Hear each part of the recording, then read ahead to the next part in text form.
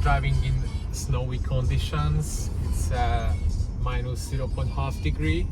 The quarter power is utmost. It's brilliant, guys. So you just push the throttle in the turn like here, and nothing happens. So the brakes are cool.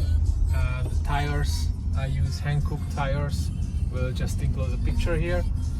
But even if you just show you one example, we go down to the bus station and we stop.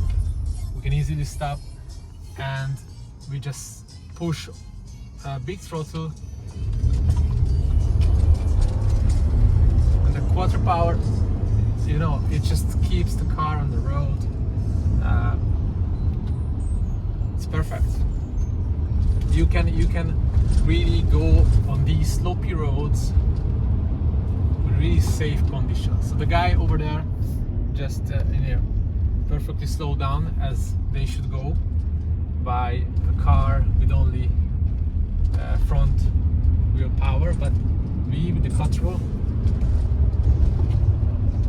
you can just enjoy driving in snowy conditions, and really just need to pay attention to others, that they don't come in front of you from the other side. But apart from that, look at that.